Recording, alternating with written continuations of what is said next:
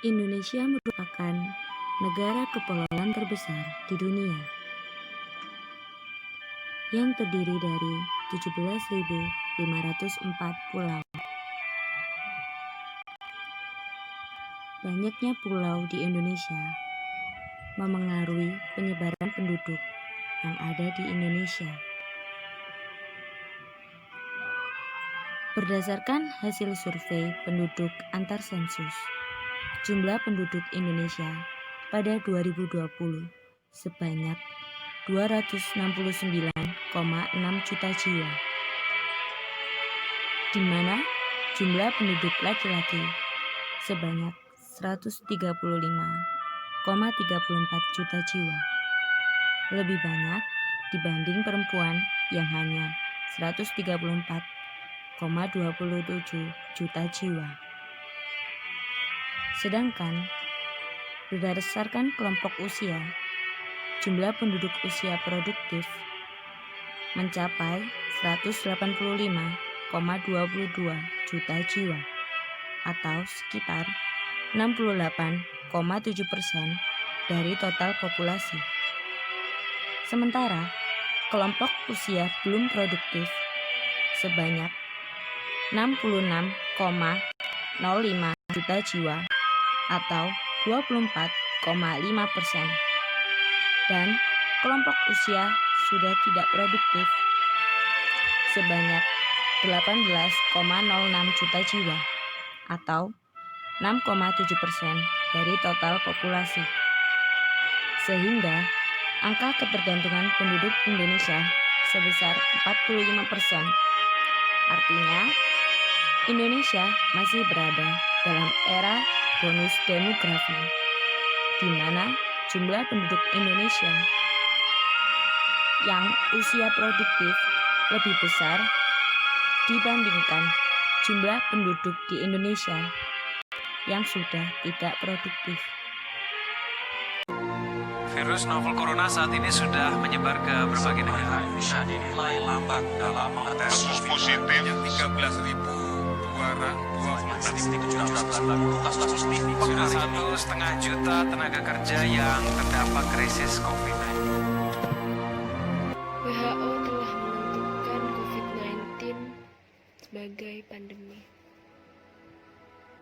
COVID-19 berawal dari kota Wuhan, Cina. Dan sekarang Indonesia menjadi salah satu negara yang terdampak virus corona ini. Ekonomi kian menurun. Pendapatan mereka pun kian menyusut karena diberlakukannya pembatasan sosial berskala besar atau PSBB. Membuat pasar semakin sepi karena tidak ada masyarakat yang pergi ke pasar. Mereka benar-benar terpuruk karena hal ini. Sudah tak lagi sama, sudah berbeda. Sudah tak ada lagi senyuman itu. Dan kini menjadi teman-teman saya jualan angsongan, udah pada nganggur, pada ngeluh lah. Ya harapan ke depan ya mudah-mudahan alhamdulillah pada lancar usahanya. Pemerintah harus pada ngerti sama rakyat-rakyat politik gitulah. COVID-19 berubah segalanya. Work from home, study from home, ini telah menjadi pola hidup sehari-hari.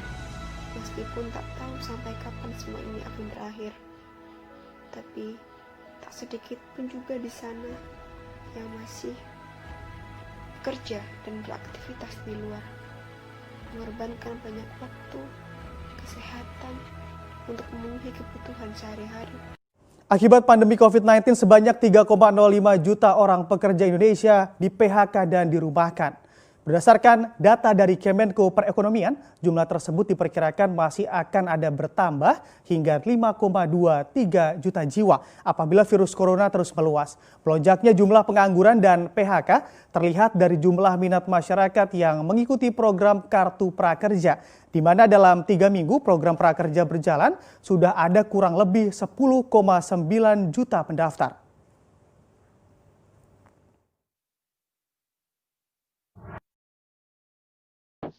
Akibat adanya virus corona ini, maka tak heran jika banyak perusahaan yang mengalami krisis ekonomi, sehingga banyak perusahaan juga yang mengambil suatu kebijakan dengan cara memberhentikan para karyawannya, atau dengan istilah pembatasan hubungan kerja (PHK) kepada karyawannya.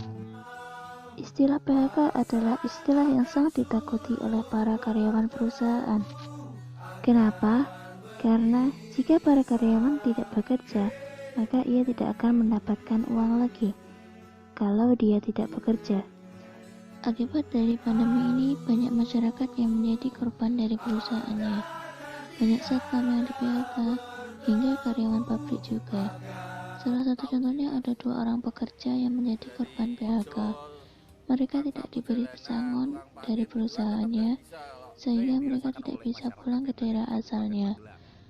Dan yang lebih mirisnya lagi, mereka itu diusir dari kontrakannya karena tidak mampu lagi membayar uang sewa. Mereka juga berharap supaya ada yang bisa membantu kebutuhan mereka untuk sehari-hari. Di kondisi seperti ini, kita harus saling bahu-membahu antara sesama. Banyak masyarakat di luar sana yang membutuhkan bantuan kita, baik bantuan dari pemerintah maupun dari masyarakat sekitar. Untuk bantuan dari pemerintah sendiri masih dalam proses pembagian, seperti contohnya kartu prakerja. Namun, bantuan ini harus benar-benar merata dan berada di orang yang tepat. Artinya, yang benar-benar membutuhkan. Jika pemerintah ingin benar-benar membantu rakyatnya, hendaklah pemerintah melakukan survei terlebih dahulu, mana yang lebih membutuhkan dan mana yang tidak membutuhkan. Pandemi COVID-19 ini. Meskipun ekonomi kian menurun, tapi tetap semangat. Indonesia melawan COVID-19.